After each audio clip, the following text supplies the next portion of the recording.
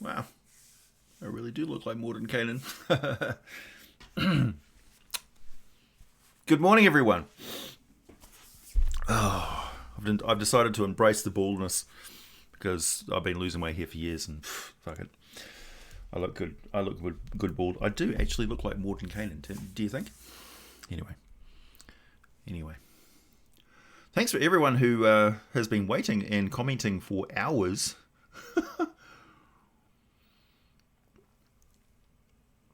I decided to get a few hours sleep before the live stream. Bald, yeah. Whoa! I know. I got to admit, that's one of the great things about being a guy is you can just go bald. That's a fashion choice, and it looks fine. Cameron, let me just pop out the chat. Yeah, Morton Kanan. Oh, thanks, Emil.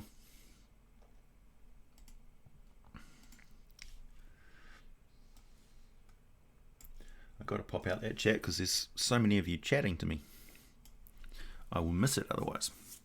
Oh, maybe that wasn't enough hours sleep. That was like 3 hours sleep. So today, first, let us get our traditions out of the way. Where's all my stuff? Oh, there it is. I'm eating its guava season over here. I've been collecting golden guava seeds, which I'm a particular fan of. Not the seeds, the guavas.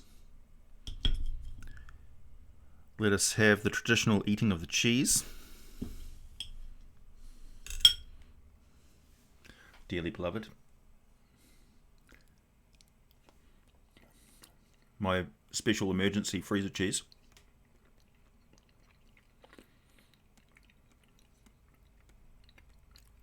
Ooh. That's particularly sharp.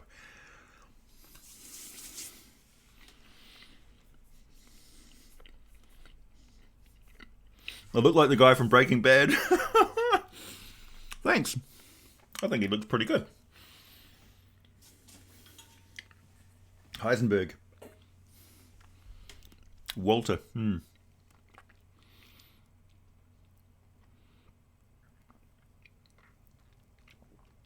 I look good with hair too. Oh, thanks. That's because you saw mostly the front of me. But it was getting a little bit too comb-overy, you know what I mean? It was getting real thin, and I was starting to like sweep it to the side, and it was starting to like look too much like a comb-over, and I thought, that's it, I'm cutting it off. No more. Bruce Willis style, yeah. Dye my goatee and eyebrows black and cosplay as Morden Kanan. Who says Morden Kanan has black eyebrows? He's got brown hair. He's mostly just drawn in ink, that's why I think.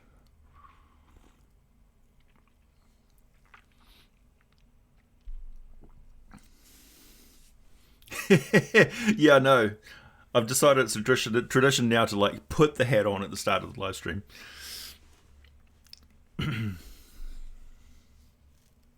New spell components for cheese, Mancy. I like it, Morgan. Takes more than goblins to separate AJ from his cheese.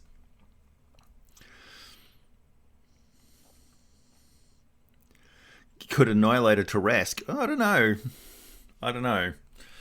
How would I kill a Tarrasque? Oof.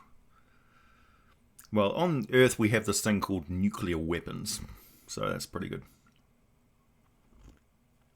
I'm not saying that women can't look great bald. Oh, no. I'm not saying that at all. I'm just saying that it's more culturally common for a guy to go bald, and everybody just be like fine with it. Whereas with women, it's like, oh well, you can name women who are bald. No, that's wrong too. Yeah, I'm just gonna stop talking about that. Gonna put my foot firmly in my mouth. I don't know what I'm talking about. I'm not a bald expert. I'm just a beginner. I'm a apprentice. Does Mordenkainen use magic to keep his beard so neat? Of course he does. It's called prestidigitation.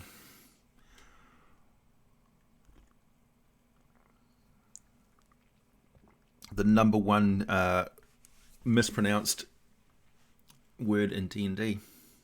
Apart from perhaps legitimane. If it's dangerous, throw it into an elemental plane. That's a good idea.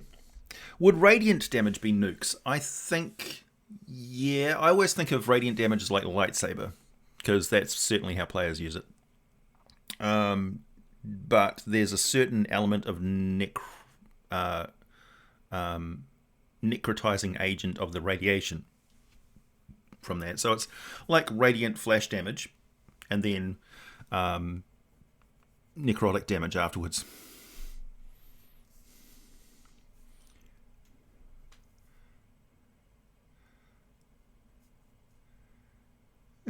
You missed an opportunity. You should have had a hair versus hair wrestling match with Ian and made it a Patreon exclusive.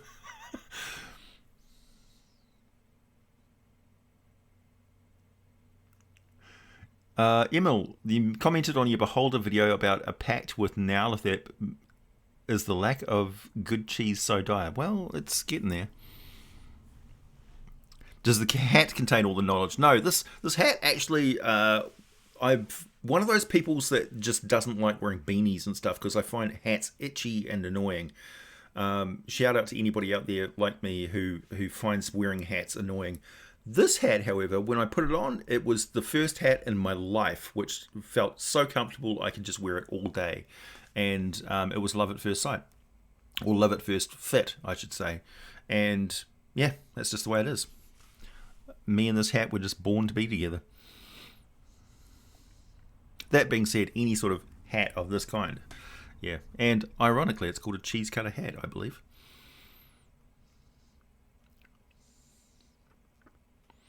How would I run a lore-based Tiamat versus adventures fight?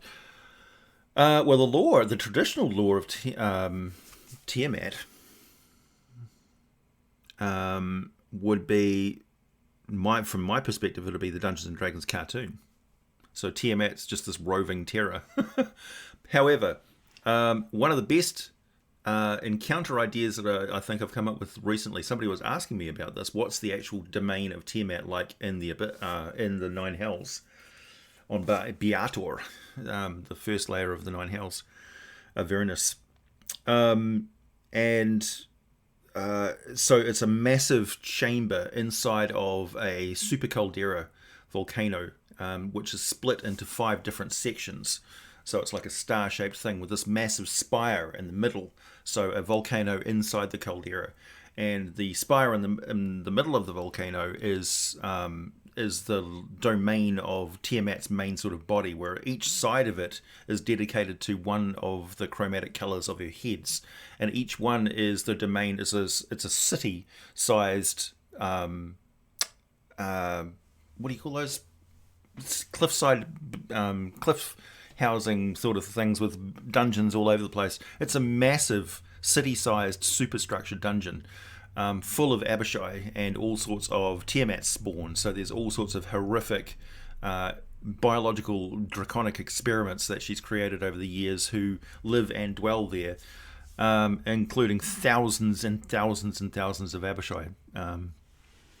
And yeah, it's a massive super dungeon full of her conquests and lairs and stuff, and cultists and things. So it's a country in and of itself, and it also guards the entrance to the layer down below.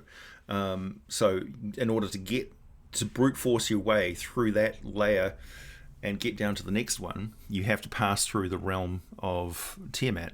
And that's why she's so valuable, is because she operates this absolute meat grinder of a draconic encounter that will just swallow up and consume armies if they try and brute force their way through there.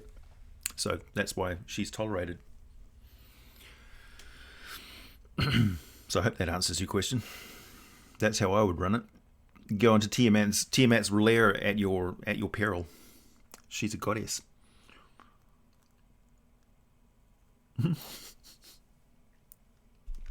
I like it. Which god owns all the banks? There's several gods that could fit that description. There's also one or two devils.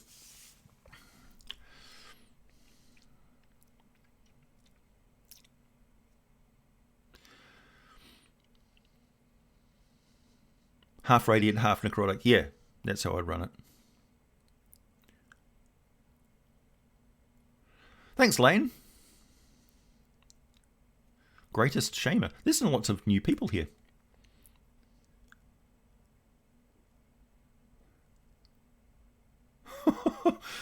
A book filled with scrolls of Meteor Swarm. That's nice.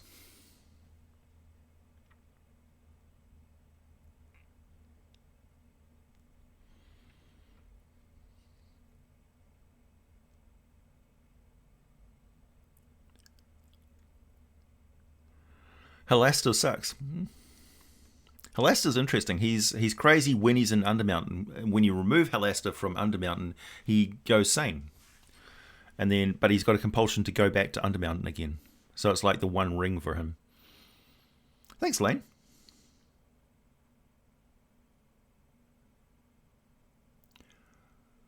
What monster race would be Maori on New Zealand part of the map? None. They're humans? Don't understand your question.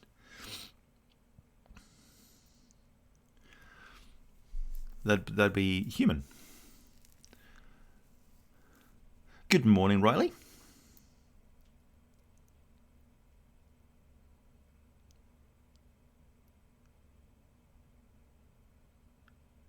Does it sound strange to anyone that most of the D&D novels focus on the drow? Yeah, it does sound strange.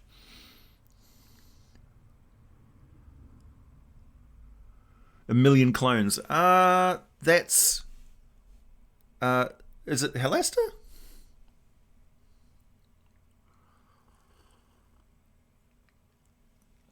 Or is that Val Sharoon who has millions of clones? I think it's Val Sharoon who cloned himself lots of times. I could be wrong. I may be wrong, remembering that wrong. Please comment if I'm wrong. Whoa, thanks everybody. Kyla, thank you. Keep up the awesome work, AJ. Your videos are amazing and really help me as a DM flesh out my monsters and breathe more life into them. Do you know when we'll be getting a video on the Chitane, the spider people of Lothian? Oh yeah, I'm familiar with them. Soon, hopefully. In fact, I'm going to bump them up in the listing. Hey everyone, if you super chat me the name of a monster, it'll get prioritized. No jokes. I am a video making mercenary after all. I do things for money. Whoa, I'm losing. How many? There's 102. There's 102 of you in here already.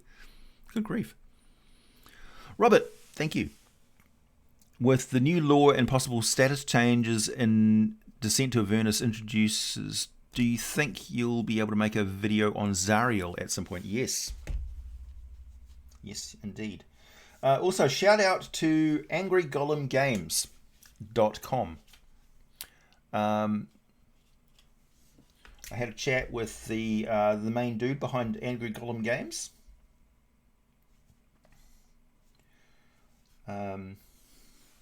And I promised that I would mention Angry Golem Games. He's got a blog where he talks about monsters and things like that, and he hosts my videos there. And I said, thank you very much. I'll give you a shout out. And so it's a good blog, and it's worth going and checking out if you like reading blogs. I also have a blog, but it's mainly just me posting links to my videos. So, what was I doing? Zariel and the Chitanes. Chitanes are cool. I like Chitanes. They're like a cursed and wretched race that kind of embraces it and makes the most of it. So, well, we're spider people, but we're going to screw you up. I like it. Thank you, autistic entrepreneur. Just because I can now. Oh, thanks. That's nice. I understand that a lot of people facing a lot of financial pressure. So those of you who are patrons and stuff and are suspending your patronage and things like that, I understand. You don't have to apologise in any way. Anybody who's a patron of me or a member and stuff, I'm just full of appreciation for you contributing in the first place. You don't have there. Absolutely, you do not have to apologise to me if you can't continue your support during this financial downturn that we're in right now. We're facing a massive recession. It would be crazy of me to expect anybody to continue. And those of you who are generous enough to donate to me, I'm floored, honestly.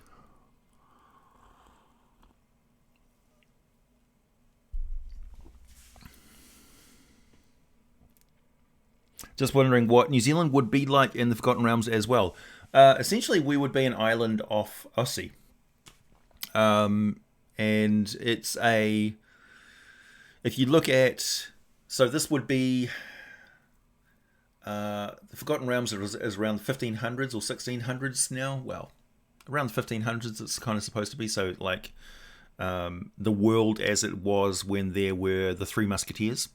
So muskets and things and sword fighting is commonplace.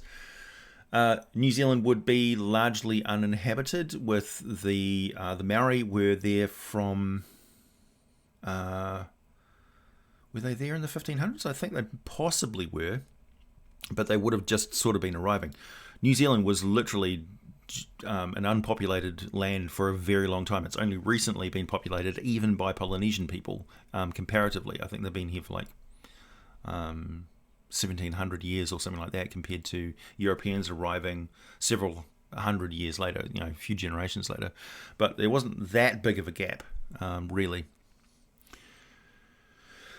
I mean, not even the whole country was occupied by the Maori. The South Island was largely unoccupied by people, mainly because the South Island didn't have a lot of food sources for people. New Zealand has not been cultivated. Like, for instance, we had trouble raising livestock here because there was a lack of selenium in the soil. So sheep and things died from soil mineral deficiencies, because we needed to fertilise basically all of the land of New Zealand with selenium in order to have livestock live here. Now it's fine, but people still take selenium supplements and things like that for some reason. Manshoon, thank you very much. I knew I could rely on you guys. Manshoon is the wizard who cloned himself. Thanks.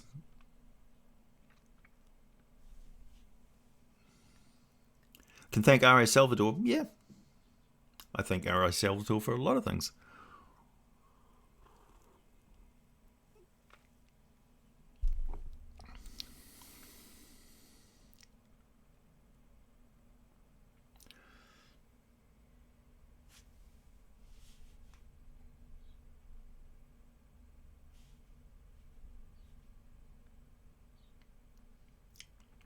Oh, I see there's been a lot of member activity here. I'm just wondering what all these notifications are.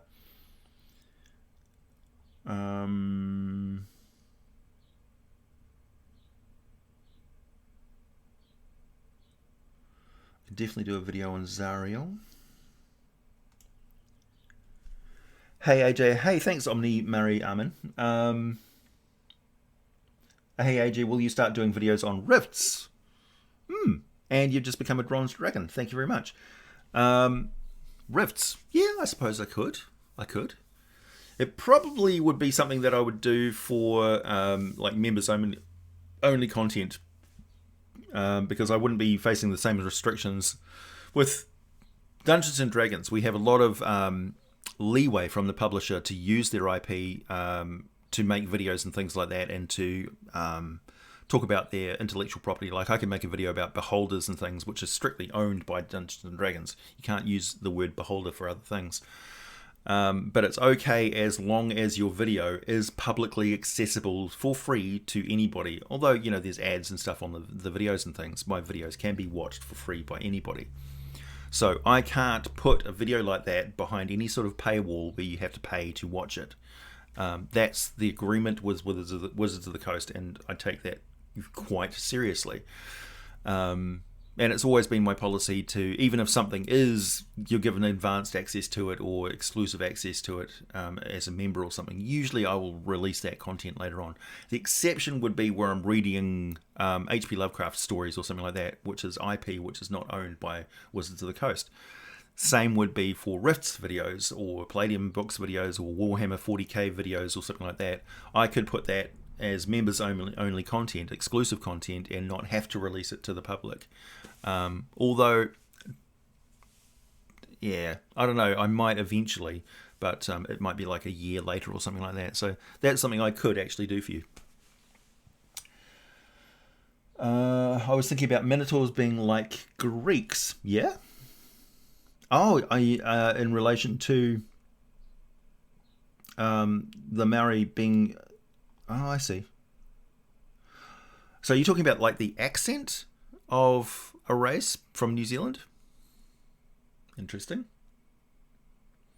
I mean, you could locate the New Zealand accent for the island of Lantern or something like that. So you'd have gnomes. Or there's kind of a popular thing where, on the internet anyway, which I find quite hilarious, where people are talking about drow being having an Australian accent. Because they come from a land down under, which is hilarious. It's almost like slapstick. I've got to catch up on the chat now.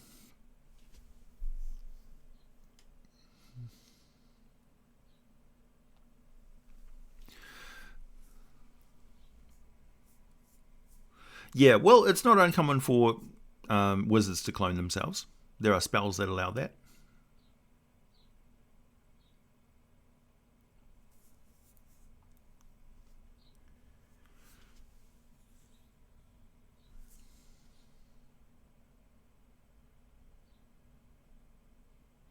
If you'll do anything for money, how about an OnlyFans? Refer back to my comment about making exclusive access videos.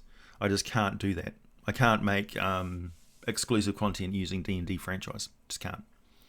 And just won't. As a principle. Thank you, Michael.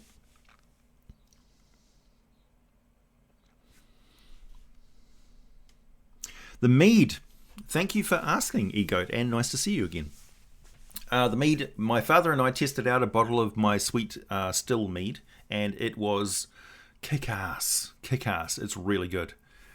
I may actually break one out and have one on stream with you, maybe perhaps next week to celebrate coming out of lockdown.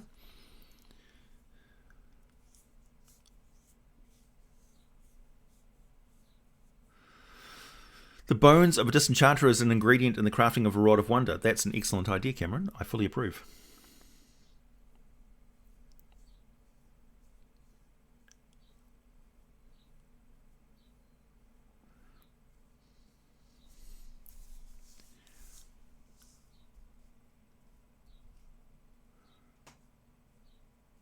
You're at work at a Taco Bell. Oh, I learn something new about you every day, Dragon Ball.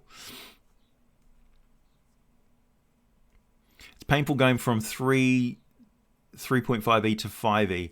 Yeah, the transition from 3.5 to 5e will seem like a downshift in gears, but in actual fact, you're just losing a lot of stuff which is not very necessary to the narrative of a D&D game.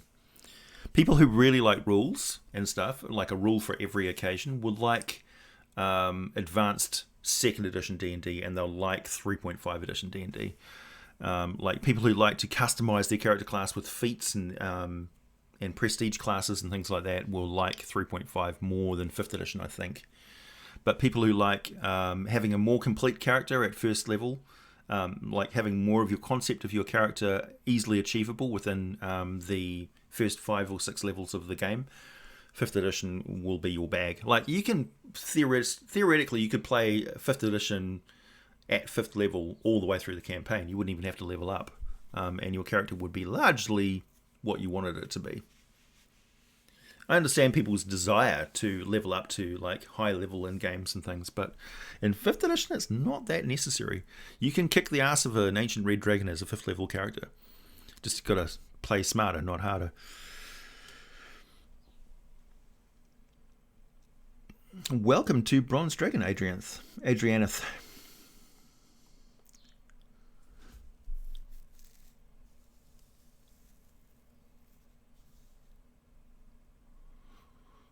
Ooh, my chat is jumping around. Thank you, Robert. Thank you, Michael. Rock, paper, scissors contest.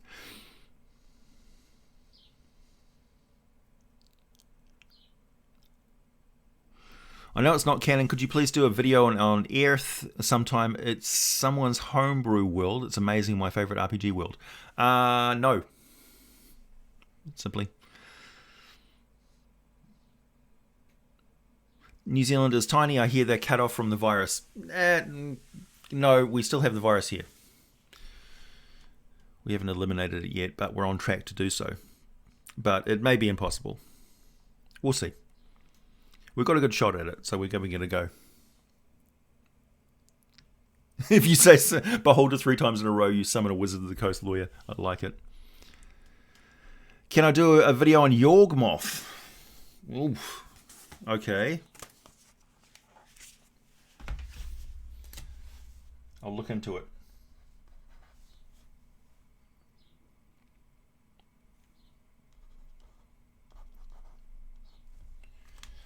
Maybe.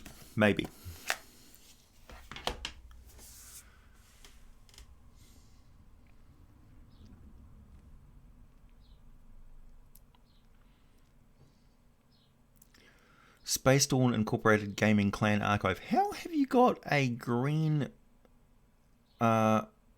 color to your name? I'm confused. That's interesting. Is that a special members privilege that I'm unaware of? What's the actual timeline of the 5th edition adventures? What would be the correct order to play them? There are lists that you can look up to find that. I don't know that off the top of my hat. But there is lists out there you can... I might... if I remember that, I'll put it in the community chat.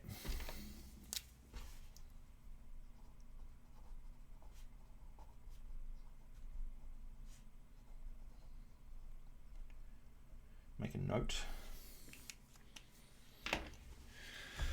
Let's see. So, one of the things I do have a topic for this this live stream, which is the Deep Secrets. So, Deep Secrets refers to the fact that this week I'm releasing a video I am very excited about, and a lot of people are justifiably very excited about, which is the video on Oboxob and the Queen of Chaos. So, what I'm talking about is the genesis of the Abyss, the true nature of the Abyss and Oboxob, the true role of Tharizdun and Vecna and the Secret Keepers, the role of the influence of H.P. Lovecraft in Dungeons and Dragons, the reason why the Celestial Planes don't get more involved in the war between good and evil, and all of that is encapsulated into this video, which ticks a lot of the questions of the D&D cosmology off in one big go.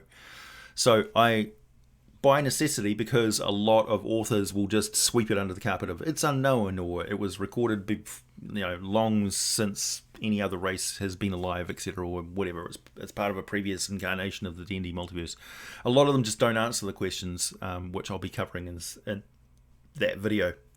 So I have to go off script. I have to delve deeper than the lore books actually tell us, and piece it all together. And it's been 3 years of research and making videos on D&D cosmology to get to the point where I can actually go, this is my vision of what Dungeons and Dragons deep cosmology is all about. That's what this video actually is. So it's going to be mind-blowing. Also, it's going to be horrific, because we're going to take a visit to the plane of Oboxob in the Abyss, and I'm going to show you just how horrible the Abyss really can be, because his dimensional layer of the Abyss, the 663rd, is really nasty. Hey, Robert Farr, you haven't been around in a long time. That's true. Welcome back, and thank you for the donation. Have been around a long time. Good to see you're doing well. I've been working on my first D&D guild submission. Thanks for being inspired by your videos. Care to have a read? Absolutely. Absolutely. I've got a copy of... I've got several books on the way. They've been delayed because of the world situation at the moment, but they're winging their way here, including Ed Greenwood's and the Border Kingdoms book, which I'm really looking forward to. Also, there's a Australian publisher over in Perth who has put out a video on Blackstaff's. It's an expansion of wizardry with like more spells, subclasses, monsters, and things like that, which I'm really looking forward to reading the PDF that they sent me to have a look at. So I'm gonna check that out, and if I really like what I see, I'm gonna make a video about that and tell you all about it. So I wanted to give them a shout out as well. I would also like to make the third History of Netherall Empire video. Make a video about Deep in Mascar because a lot of people have been curious about that, and after the Abyss video, or Obux Ob video I should say, it's going to be appropriate to talk about demi-planes and things. I would like to make a video about the famous wizards of Faerun. I'd like to make a video about exploring Baldur's Gate. And yeah, so I've got a lot of things which I need to get done. Petarius, thank you. New game got a barbarian monk and druid, and last player want to use golems like a necromancer uses undead. Would a wizard or an artificer be better for this, or even double? Or even doable? Yes, it's doable, absolutely. And yes, using you could use a necromancer, really. There's nothing stopping you bolting plates of metal and stuff, or like putting zombies into plate armor and bulking them up and making them look like golems. So the actual motivating force behind them is necromantic, but they actually look like golems. That could be very confusing to people. It's like, why does that iron golem smell so bad? Anyway, but artificers are kind of intended to be more small-scale things. Wizards are more large-scale things. Traditionally, making golems was quite an arduous process. Making magic items in general was very taxing on a wizard and would suck away their experience points. So they're busting them back to like 5th level and stuff, and then they scratch their way up to 7th level and they make a powerful magical item, and then they're back down to 4th level again. It's really a pain in the ass. So, yeah. I always like the idea of you can sacrifice other people and use cultists and things like that. Part of the Forgotten Realms slave trade, for instance, which is small but significant, particularly around the Sea of Fallen Stars pirate activity and things. You would have groups of slavers, which is like 12 people. Maybe the movers and shakers behind it is like 5 different people and 1 or 2 corrupt captains. But they will have connections with evil wizards and evil priests. Priests who sacrifice to their dark gods, and wizards who use people as sacrificial oomph to cast spells which they shouldn't be able to, and make golems and things. And they use the slave trade to get those people, illegally. So,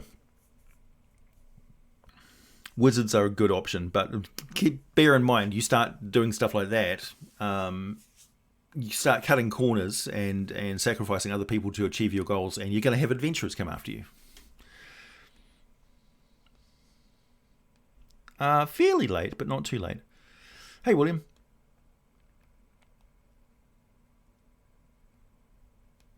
Well, you always want spells to summon constructs. Yeah.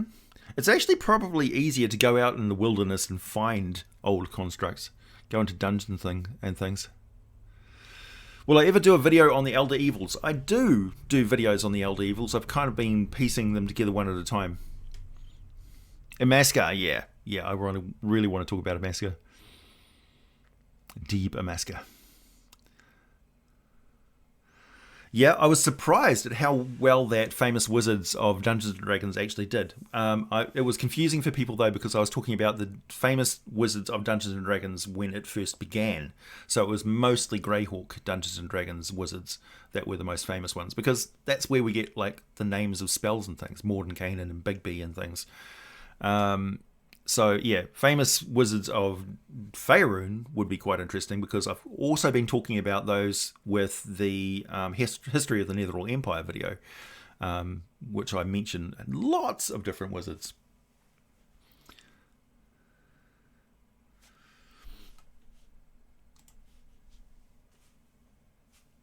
Halaster is famous, yep.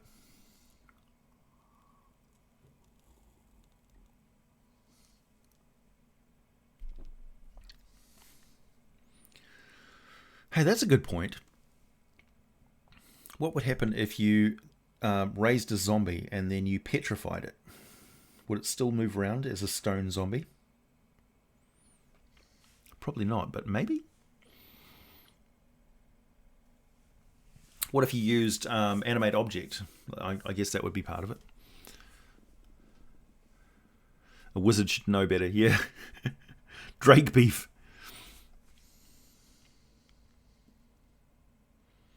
Did I ever do a Chaos Dragon video? No, I don't think I have. It's on my to-do list for sure. Now that I'm remastering all the Dragon videos, which is upcoming, and the Giant videos, I've got a lot of videos to remaster. I would like to do the Chaos Dragon for sure.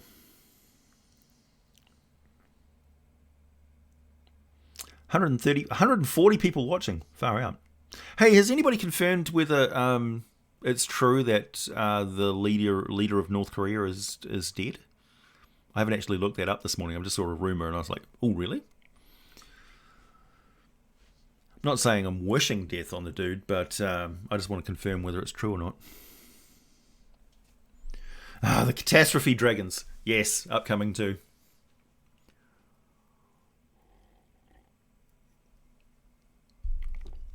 Hello, Pale Raider. Nice to see you. Thanks for all the shout-outs on Twitter, Pale Raider. I really appreciate it. Forgotten Realms versus Greyhawk. One plane versus another. Well, if you ask me, it's a tie. I'm more inclined to say the Forgotten Realms, obviously. Thank you, CJ Hardlocks. Wow, thank you. You're great at what you do. Thank you for all the lore content, entertaining and educating. Thank you. Thank you very much.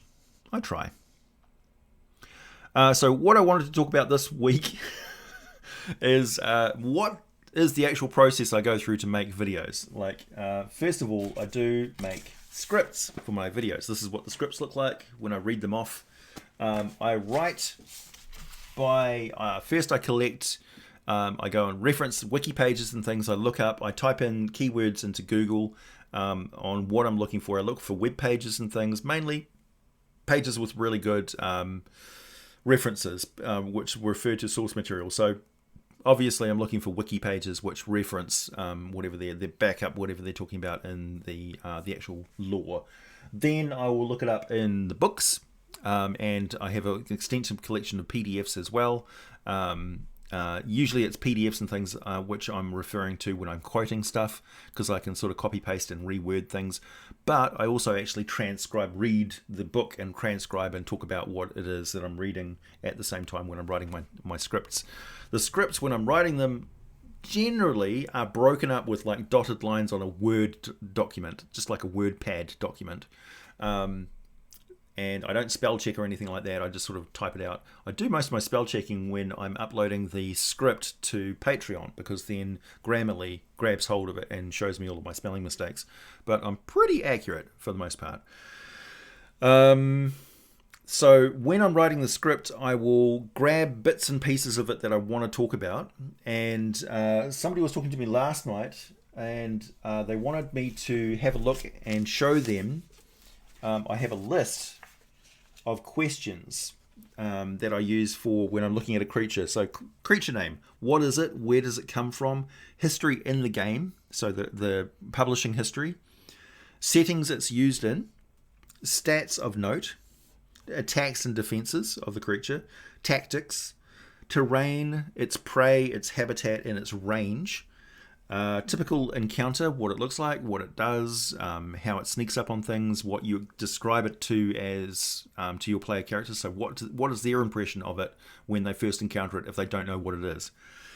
Their life cycle, lifespan, breeding habits and interactions, whatever society it has, whatever culture it has, its mentality, reaction to threats, adventurers, towns, civilization, etc. Ideas for use in your games, personally. Clever tricks to keep your players off guard, so ways you can sort of homebrew it. Foreshadowing its presence in the game, so how do you know about this creature before you've ever encountered this creature? So how do you pepper that creature's presence in the game to build anticipation of it in the adventurer's minds, in the player's minds before their adventurer even gets there? So anticipation, the spice that makes an encounter so good. Interactions with other monsters and possible team-ups. So how do you intersplay them in encounter locations? Variations on the monsters. Sources for more info that you can refer to in the literature or online. Obscure breeds and different things that you can find in dungeon magazines, dragon magazines, websites, things like that, source books. Yeah, and that was my list of references from when I first started making lore videos. How I'd make a monster ecology video. So there you go. Remember when Whole Person was broken? Yeah, it still is. It still is. Charm Person is one of the most like game destroying spells, honestly. It's like, oh man. Downloadable. I don't know. There's like I'm trying to wrap my head around the idea of collecting all my scripts together and presenting it as some sort of a book. But then I'm wondering to myself, how does that clash with how much can you talk about D&D and Wizards of the Coast products? Because a book is kind of behind a paywall, so I'd need to consult with Wizards of the Coast to actually get their input on whether I could do that or how I could go about doing that, publishing my scripts and stuff. Because, yeah, how do I do it? As a pay what you want PDF? I don't know. It would be massive. It would be hundreds of pages of my script stuff, because each script is like 5 pages of text.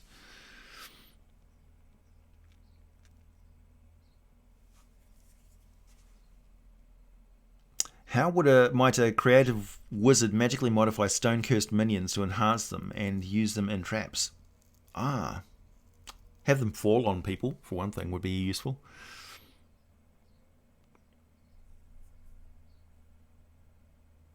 Only thing I've heard is that he was hospitalized and his death could cause a civil war in North Korea. Yeah, North Korea would it would be interesting. Don't forget, for every petty dictator, there's a army of power-hungry sycophants who want that dystopia to be continued because they're living on the fat of the people. So I would hope there would be some sort of a purge.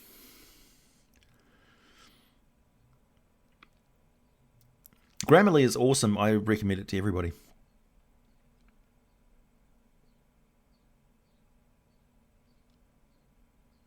Tizoth. That's an interesting question. Something I'm going to be addressing in the next video.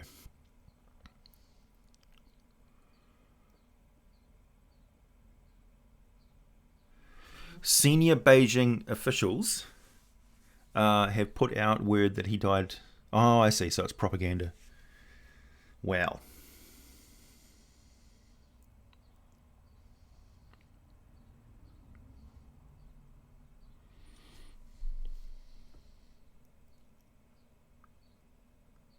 He thought I went to Sigil for my info.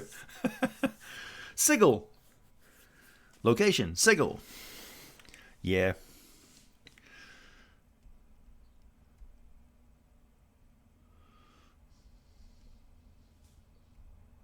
The book would probably have to be sold through DM's Guild. Yeah, well, that's the way I would go, I would say.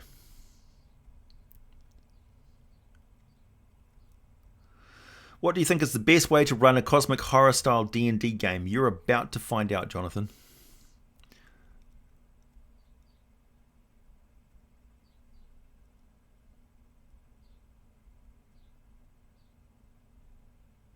Oh, really? Okay. So he's had heart surgery. I mean, look at the guy. He was clearly morbidly obese.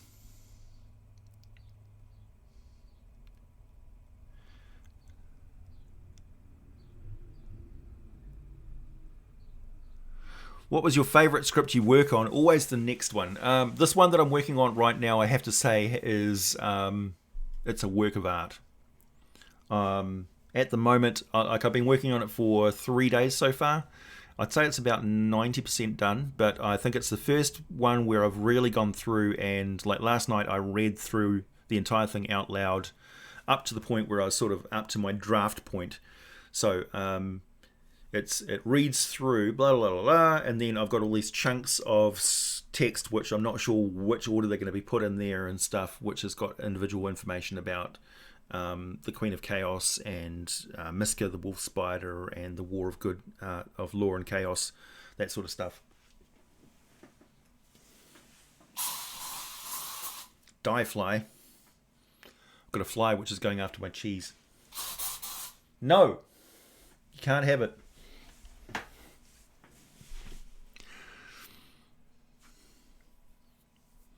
Gadzooks, sorry. Hi mate, hope all is well. Are the drow culturally different underneath different areas of Faerun? Yes, they are. So there's one, it's more like pockets, cults and stuff. After the death of the main matron of Menza Baranzan, it sort of created a power vacuum. Oh, that was a lot of fly spray. It kind of created a power vacuum, but there's a lot of different little cults of drow that are separated in different areas. They dominate the Underdark, so they're not just in one location. There's different cities of them all over the place.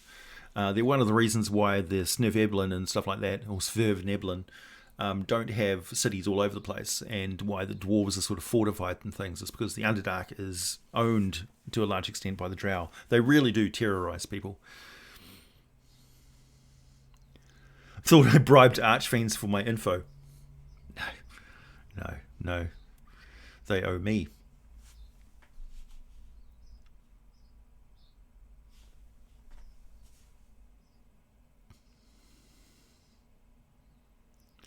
Isaac's lesser missile storm. Yeah, it'll probably be a military coup. Let's face it. I mean, look at all those look at all those ridiculous military outfits and their layers of medals and stuff like that. And these crusty old men, bunch of alcoholics, a lot of them who are just completely oblivious to the suffering of other people. I hate those guys. I hate them. They represent the worst of humanity.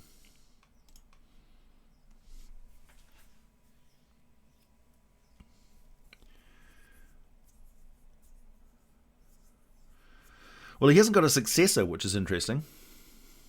He doesn't have a little clone son to carry on the legacy like his father did.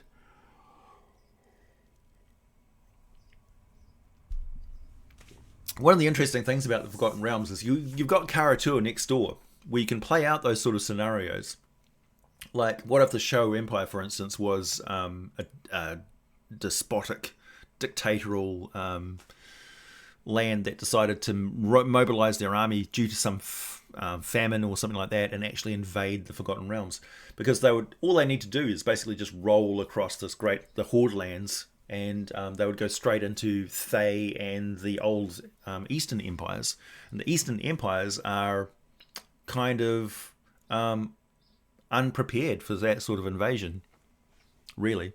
Like, the population of Faerun, the entire continent, is massively swayed in the direction of the Karatua side of the continent. That's much more heavily occupied and civilized than the wild frontier of the Sword Coast, for instance. So yeah, it'd be interesting. What would a massive world continental war look like on Forgotten Realms?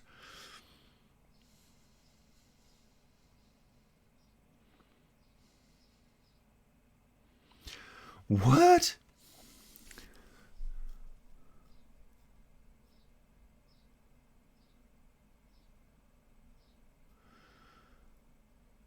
This is starting to get depressing. How about looking into incorporating the dust cloud that has the chemical composition of raspberry rum into a Spelljammer adventure? I love it. We're going through a cloud of flavour for some reason. Hey, Sam Littleton.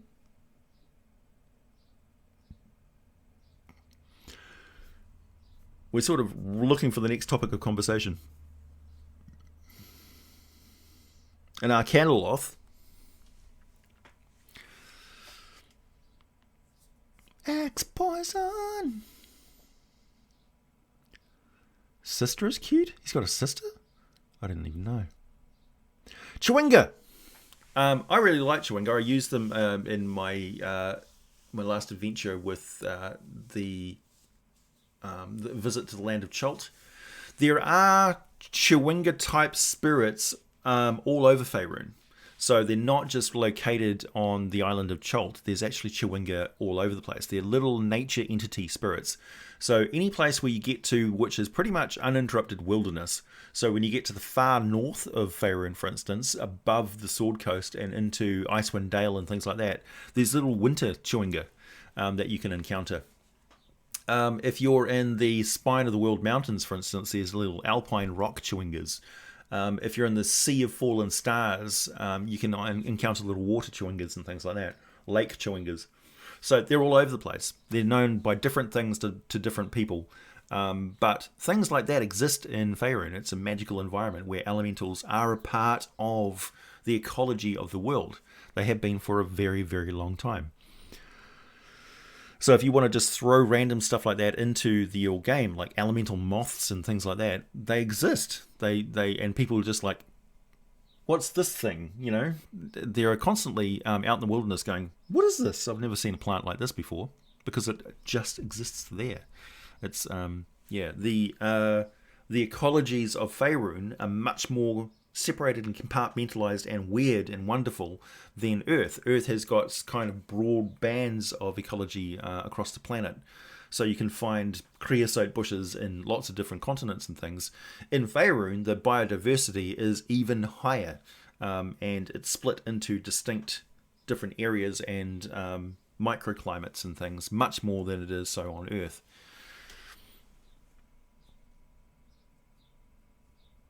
You did a Mongol horde invasion of Faerun back in 2nd edition?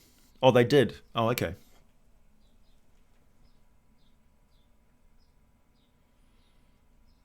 Secrets, we need more of them, yeah. Yes, there is some sun out at the moment. I might go out and do some gardening soon. I've got a greenhouse which should be getting delivered today or tomorrow.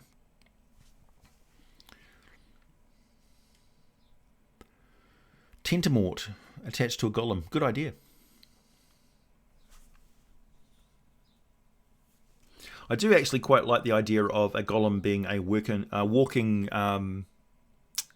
enclosure for a monster like a decapus or something like that. Put a decapus inside a golem.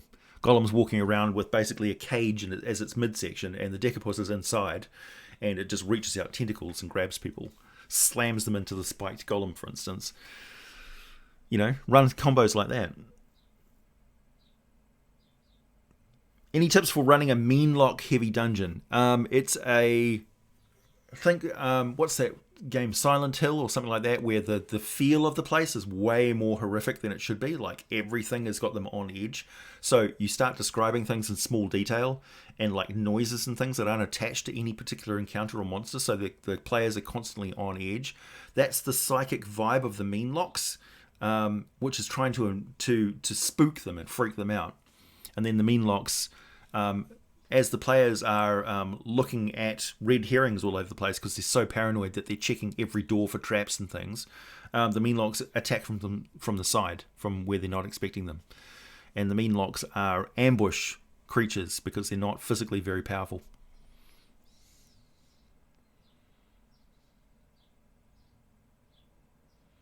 Yeah, I know that people go to sleep to my videos. It's cool. I'm okay with this. The Abyss versus Ravenloft. No comparison. Ravenloft is the Dark Gods plaything. It's the playpen of the Dark Gods where they put boss monsters and trap them like they're collecting Barbie dolls. The Abyss is the meat grinder of the multiverse.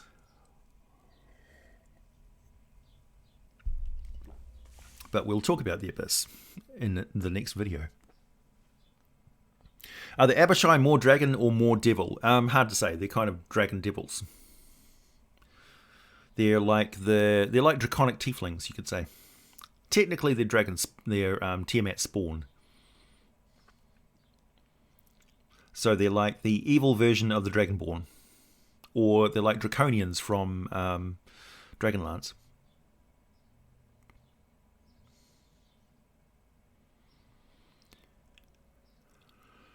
If Lolth was removed, say in another crystal sphere, the Drow could still be a matriarchal society, but at a very less dramatic level. Yes, I don't know. I mean, it's so culturally ingrained into them at the moment. I don't know. Because you're running into the question of imposing our societal values on an alien race, an alien mindset. So for the Drow, that could be more naturally just the way that they were anyway. So that kind of invited in Drow, invited in Lolth into their midst, sort of thing. So there could have been, like, it's always a risk where you say, okay, who's responsible for that race's culture? The gods that they worship, or are the gods that they worship the consequence of their culture? See what I mean? You run into that reality versus religion thing. What came first? The society that believes in those gods and gave them power? Or did the gods actually create that society which sustains them? You know?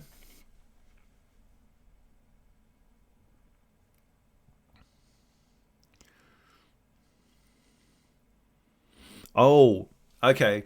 So you're running mean locks in a game with children.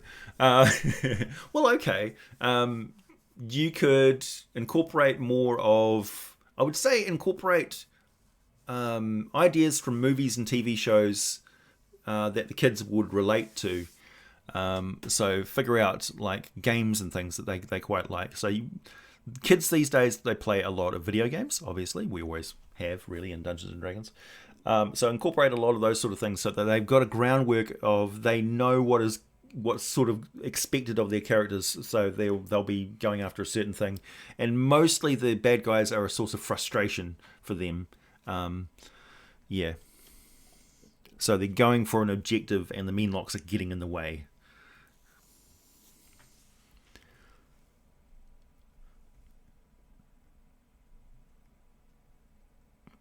Oh, okay, Sam Riser.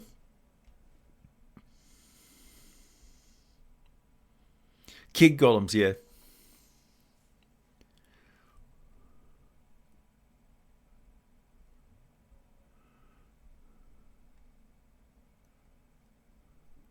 What are you talking about, Space Dawn?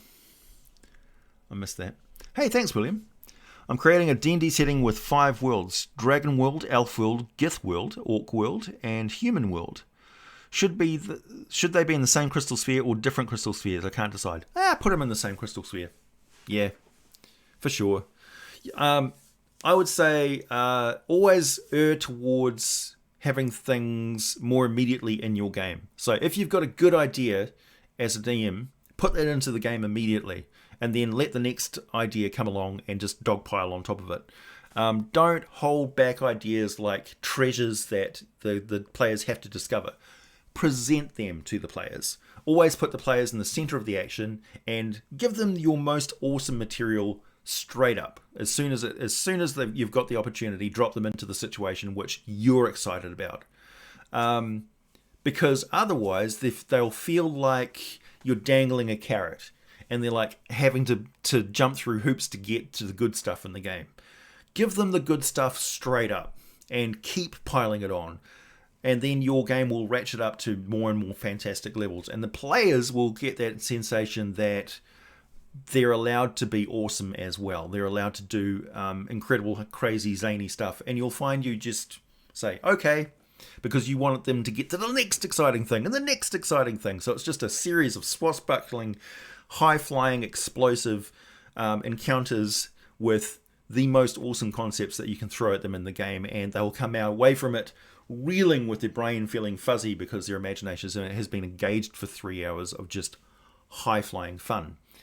That's the whole point. So don't hold back, give them 100%, and then keep dialing it up, and you'll find that there's no shortage of ideas. They'll just inspire more and more and more, and you'll get this more interaction with the player characters, the players around the table, where they will inspire you with more and greater ideas. So never feel like you're going to run out of cool stuff to give them. It's not the case at all.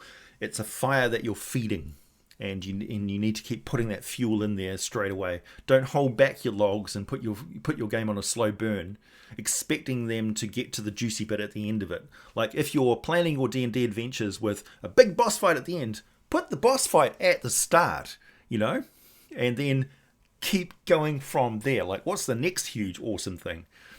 Just, don't hold back is my advice.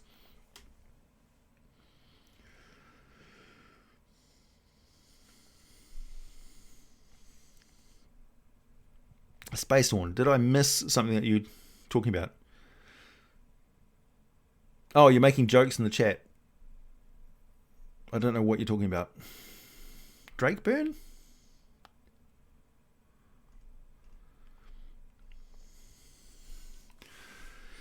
Thanks, Robert Wilson. If a number of Drow that worship Lolth's daughter instead of Lolth establishes a community, what sort of culture and civilization... I don't know. That's entirely up to you, man.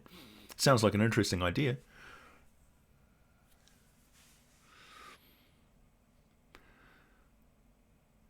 The Drow became evil through historical and socio-economic factors, same with the Orcs and Gnolls. Yeah, they were also influenced by other cultures having massive wars and stuff, like the dragons and giants and stuff were at war, and the dragons went through a civil war that split them into different types because of stuff that was going on in their cosmology.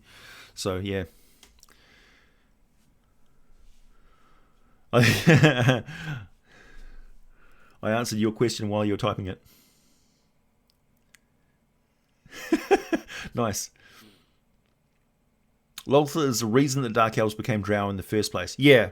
There's certainly something to be said for the fact that Lolth is an evil entity.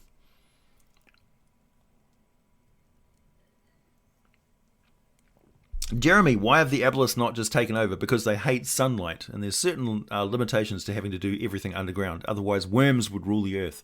The Aboleth also have their minds focused internally on their own internal politics. Like the environment that they're in, they're quite happy with. They've got a vast underground network of lakes and things like that in the deepest places of the earth. Bubbling calderas of fun, because it's quite warm down there. So they've got this dark tropical paradise of horrors down there that they're quite happy with. They feel no need to take over the surface world. The surface world to them is stark and barren and uncomfortable. It's like, why haven't we taken over the top of the Himalaya mountains? Because we don't want to live there. Why haven't we taken over Antarctica? Because it's not really well suited to our lifestyle. So the effort of having to terraform the entire world for the Aboleth, and they're just in their lessened state that they're in, it's not that great. They live in a psychic environment, so they're mainly mental and stuff, and they live in an alien mindset where alternate dimensions and things like that are more amusing to them, and parallel planes and things like that are more interesting to them than the surface world. It's stark and boring. And also they would face a lot of opposition, which they quite, at the moment, don't really need to deal with, all the surface races and stuff. They don't really feel threatened by them. They just don't feel any particular need to go up there. It's a long hike all the way up to the surface world. So for them, it makes more sense to open doorways to other parallel dimensions and operate trans-dimensionally rather than dimensionally on that surface. And so they go sideways into magic and psychic existence, the astral plane and things like that, limbo. So it would be more sensible for them to take over a large section of limbo or something and fight the Gith Zerai or something. Then otherwise, or Githyanki go into the astral plane.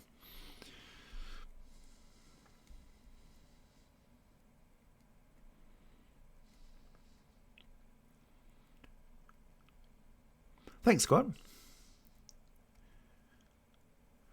Yeah, don't forget Illustrae, for sure.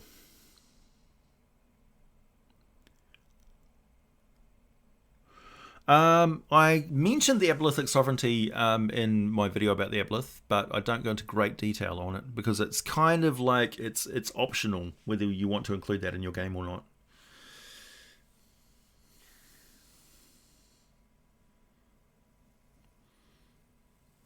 Yeah, I am kind of saying that, yeah. Like, the aboleth are so self-superior that they don't consider other races to be a threat to them.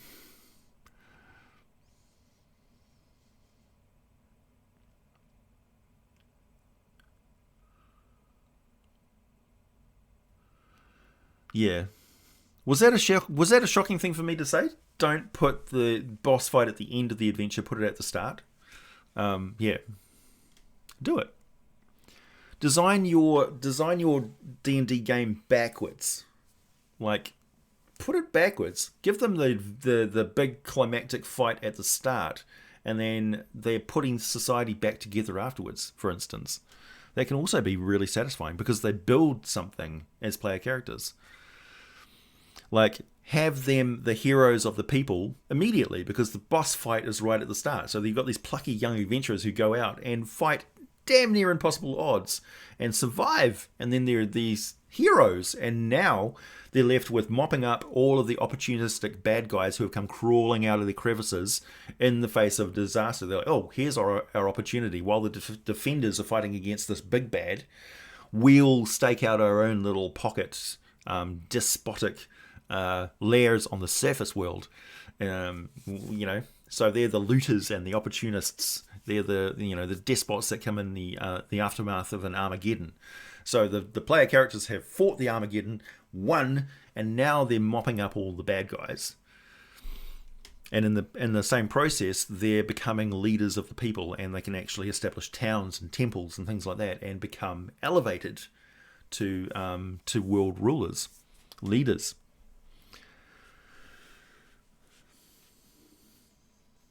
Yeah, Aboleth's thinking is very two-dimensional. No, the surface world creatures' thinking is two-dimensional. They think of just the world that they're on.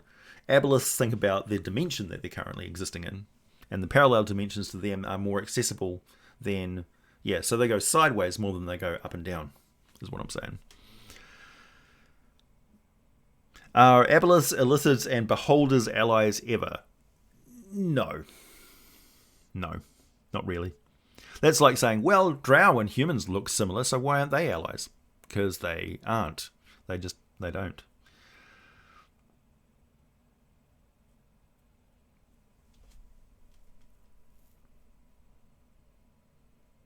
Oh no, Kick-Ass Duke. Well, you're here.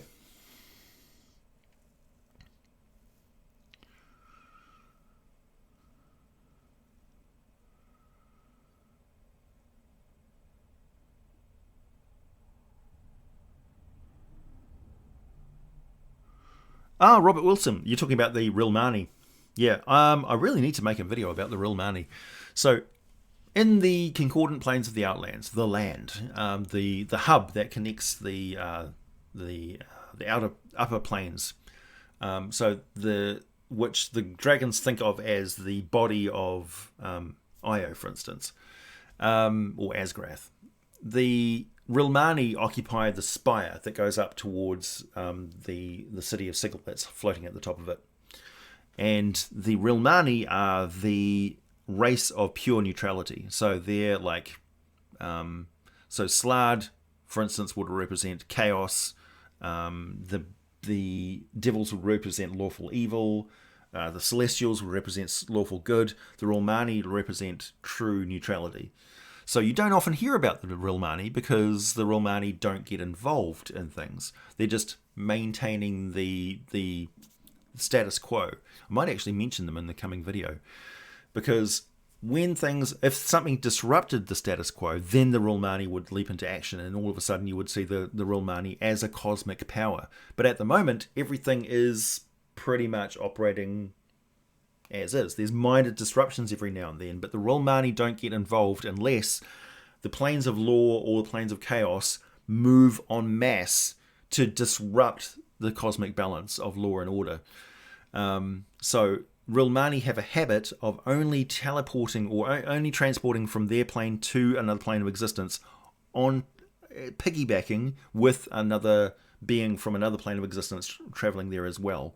So they don't travel by themselves, they always travel in concert with something else because they're tailing them and maintain and watching what's going on. So they're like the FBI, they're the CIA of the outer cosmic forces. So you don't hear about them.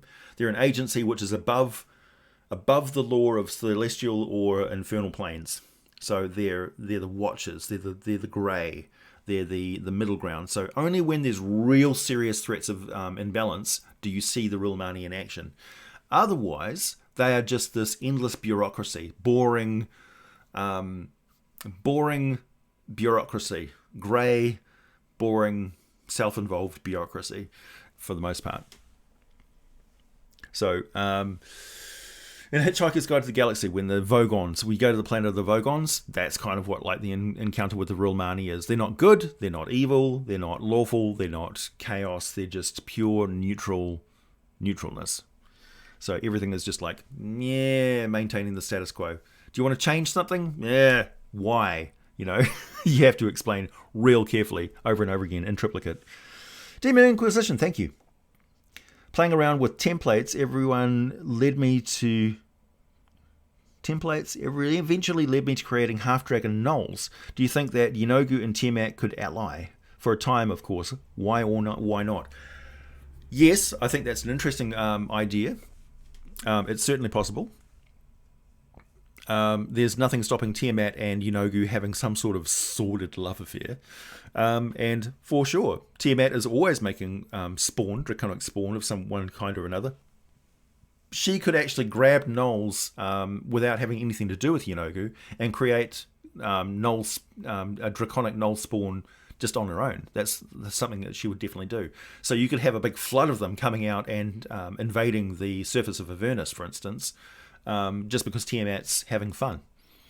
And the forces of Avernus would have an interesting war exercise, staging a mock battle against this draconic gnoll force, which has come charging at them. So you could have this like training episode where Tiamat is throwing forces of draconic gnoll spawn at the forces of Beator. So it'd be interesting. FBI and CIA, does that mean they're incompetent? They're often depicted as being incompetent, but they're really not. They just don't get involved. So it will seem like they're always treading water. They're just doing the process, but they're not. They're like investigating things like Mully and Scolder, Scolder and Mully. Mully? Is it? They're investigating things like a couple of Men in Black agents, but they never actually solve anything. They never solve the crime. They never actually do anything about it. They don't take anybody into incarceration. They just are there investigating and asking questions. It's just like, what agency are you with? What's this for? And they're like, oh, that's, above your clearance. So, yeah. Real Mani are difficult to deal with because it's hard to wrap your head around the concept of a cosmic agency, an entire species, an entire civilization that exists just to do nothing. It's like they're very busy about doing nothing. They're dedicated to nothingness. They're dedicated to boredom and the status quo. So it's almost like Mordenkainen is their poster boy. Mordenkainen's all about, yeah, well, things are messed up, but that's the way it is, and it's got to be that way. It's like, why? Well, that's above your pay grade. It's like, what's going on?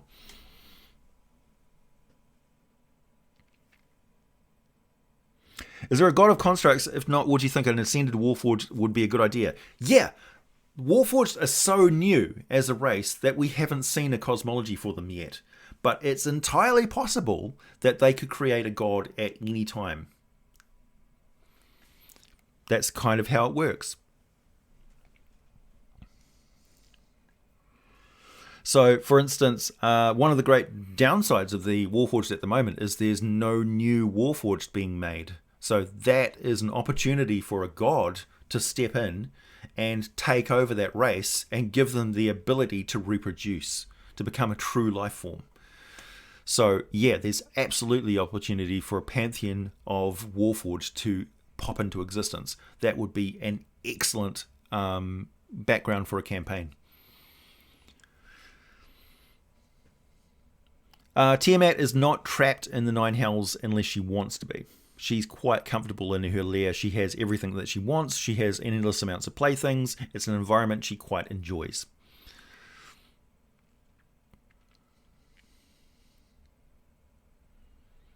Pretty sure bureaucrats are either lawful evil or chaotic good. Maintaining your own interests is not necessarily evil. Bad business investments.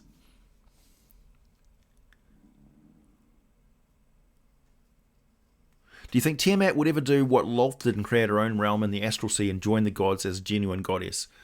Yeah, in certain planes of existence she is a goddess. Like she's Takesis, for instance. So she is a pan-dimensional being. Well, she is in my worldview.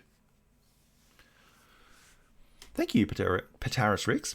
Is there a god of constructs? Yeah. So, yeah, I think there would definitely be there. Scully and Mulder. Thank you. Mulder and Skilly. Is it Scully and Mulder or Mulder and Scully? Dana Scully and Fox Mulder. Shaggy and Scooby. Mork and Mindy. I like it. Hansel and Gretel.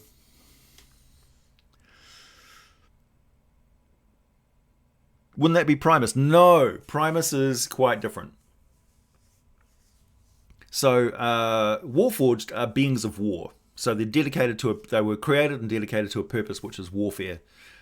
So they are poised to be an expansionist war machine. So be a species that violently takes over an area and turns it into their own Cybertron, for instance. Like if you get a god which takes over they become a pantheon of the Warforged, what would that look like? Do they create a Warforged ecology? Do they create a self-sustaining nature for Warforged, where the Warforged actually have Warforged horses and rabbits and pastures and things like that, like Warforged who grow components that they install, because they don't need to eat necessarily, but they do need to replace the fluids and stuff in their body. So do they harvest alchemical components from strange Warforged plants that the gods have created species for? I mean, what would that look like?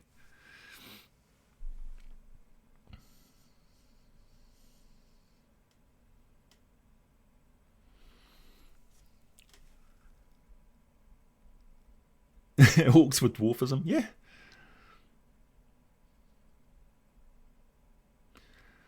A cosmology is not required to be a true life form. No, that's not what I'm saying. I'm saying that a cosmology in Dungeons and Dragons allows you to do that sort of weird stuff. I'm not saying it's necessary, but because people will look at Warforged and always think you're a construct that's got a soul put in it, because of the similar stuff on your head. But without the forge, where do Warforged come from? It's impossible to create Warforged without having that magic stuff going on in the background. But what if you take away the arcane aspect of it and it becomes purely divine? God of heavy artillery. Nano. Morka Gorka. Yeah. Don't think Tiamat or Bahamut created the planet dragons. Yeah. Get away from thinking that Tiamat and Bahamut are the primary dragon gods. They're not. They're just primary dragon gods on Faerun, because that's where Faerun is like their third world nation where they're fighting their proxy war. So they're more important there because that's where they're active, militarily active against each other. But in other planes of existence, they're minor gods, really. Getting into Yawgmoth territory. Yeah. Delete. Like the plane of living metal from Magic the Gathering. Exactly.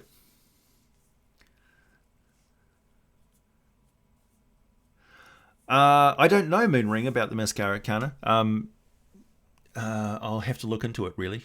So I'll be doing some deep research on Amaska in the course of making a video. Remember, I don't know a lot of stuff about Dungeons & Dragons until I make videos about it. But I'm 700 videos strong into researching Dungeons & Dragons, so I'm at this point now. But, yeah, there's a lot I still don't know. I'm studying D&D.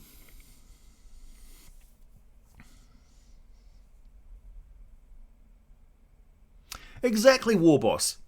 Warforged could use cave fishes as food because their blood combusts like gasoline. Yes.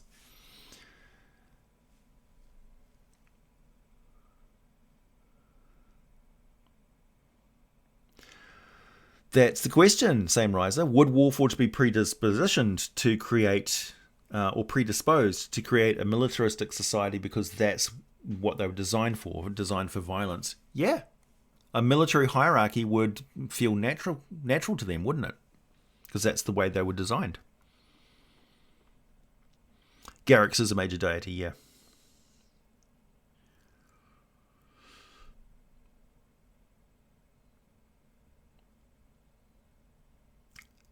Could we get a video on the homeworld Penumbra? I don't think Penumbra is their homeworld. It was the Illithid constructed a world. They got to the point where their homeworld was destroyed by the Clockwork Horrors. So their initial homeworld was destroyed by Clockwork Horrors, I think. Or was it? There was another race. Oh, no. There was another race that created the Clockwork Horrors, and the Clockwork Horrors created destroyed their world. But, yeah. So the Clockwork Horrors are actually a cosmic force which is destroying a lot of worlds out there. Because it's like the... what do you call it? The Stargate SG-1.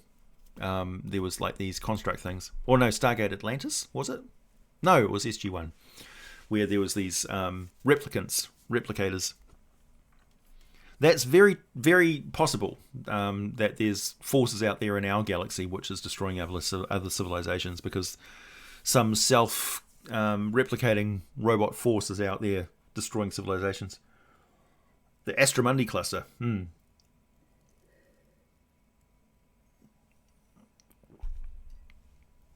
Cameron, no. Cave fisher blood is alcohol. He was just saying gasoline as an example. What's a clockwork horror? So little replicating robot things. Little construct things that replicate and make more of themselves. Yeah, over 700. I know. Well, Mr. Rex has got over 1,000 videos. That's also something I wanted to talk about. There seems to be a little like sub group of people who are trying to invent some beef between Mr. Rex and me. Like I'm copying his videos or something. It's not true.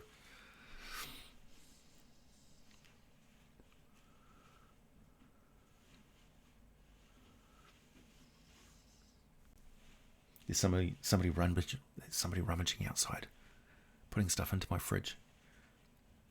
Oh, that's right. It's grocery delivery day today. Resupply. That means I'm going to have snacks later. It's time for me to go, everybody. I know it's tempting to stick around because there's 153 of you in here right now. That's unbelievable. I think that's a record.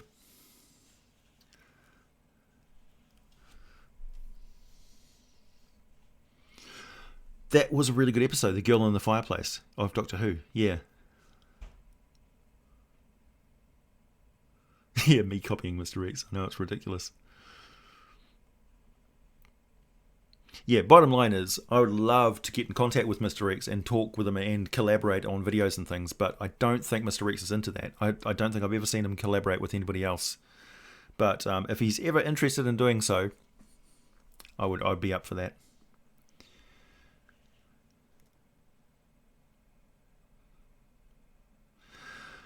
Wouldn't any god filling that void for Warforged be readily accepted? Yeah, probably. Like, if I was a Warforged, I would be looking for purpose, right? And there are Warforged clerics, and they do have this drive towards sort of like being part of that cult, like the blade guy. So I think they're a species which is poised to accept that sort of divine authority because they're looking for a hierarchy, a military hierarchy. So I think it would make sense for them. No, Mr. Rex is not copying me. Yeah, Arthur Kadawa and I chat, for sure. We've been buddies for a long time. And Jordan and I too, as well. And how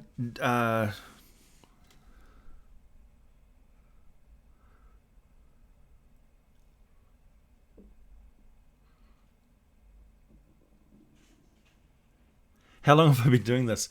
So I've been making monster videos since the Roper video. I think it was the first D&D ecology video that I made. So that's been what? How long ago was that? 5? No. I've been on YouTube for about 6 years. So that was about a year into. So about 5 years I've been making D&D lore videos, I think. Something like that. 4 or 5 years. Arthur Godawa sends his regards. I send them right back. Everybody should go and check out the Monster Hood. He is a fellow D&D lore master.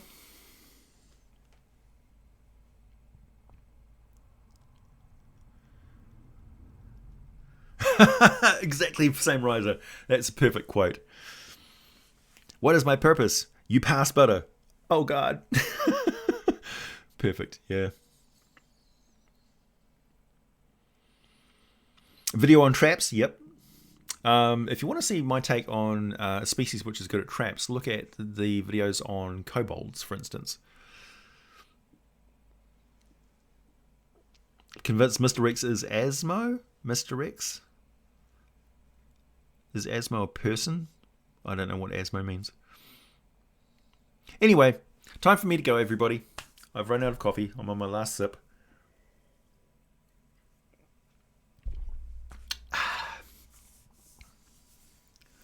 Kick-ass Duke. I'm sorry. Did I miss one? Oh, here we go. There it is. Yes, I missed it. Sorry.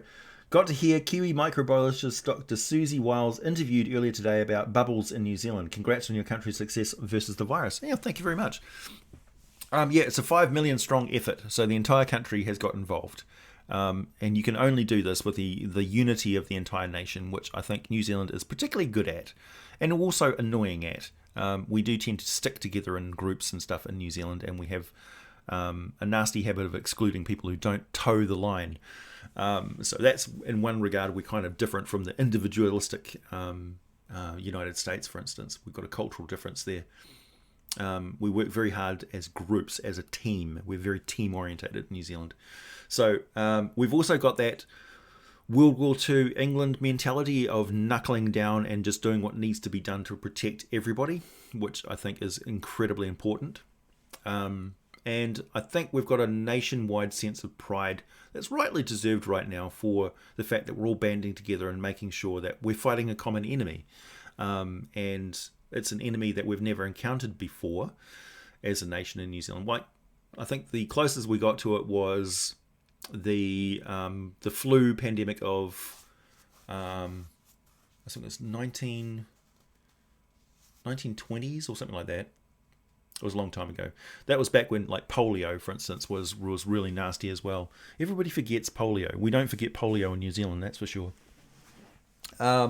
So yeah, we're facing some once in a generation thing, once in 100 years sort of thing. And it is a world war that we're facing right now, and it's a world war against something which was bound to come along. And I think as an island nation, we're privileged in being able to do this.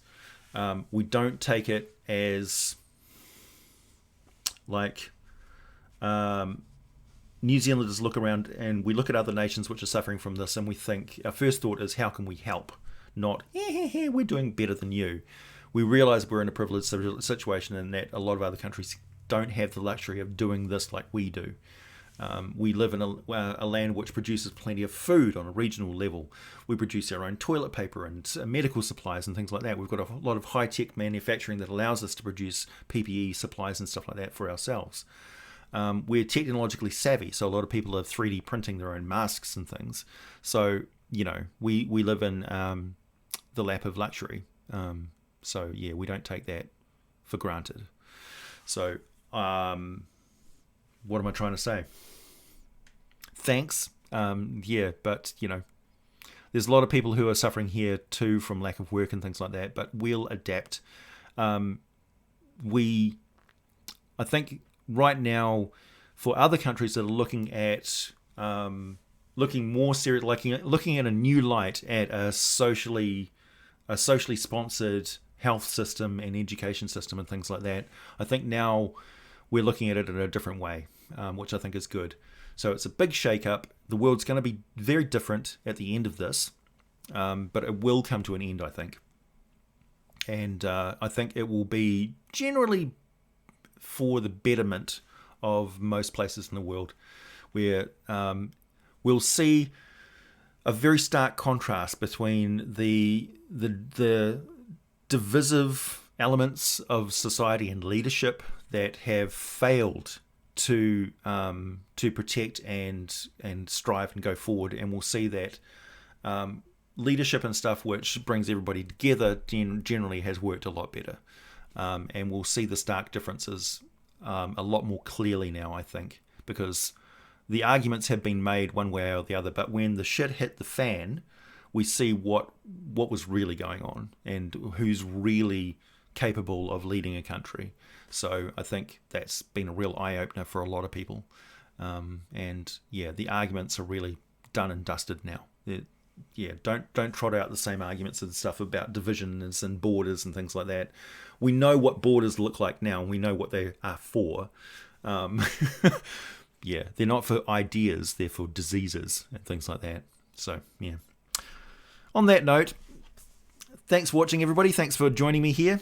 And I'll catch you all on the next live stream next weekend. And look forward to coming up this week. Probably one of the most mind-blowing and controversial videos I will ever produce on this channel. So, yeah, look forward to that. See you later.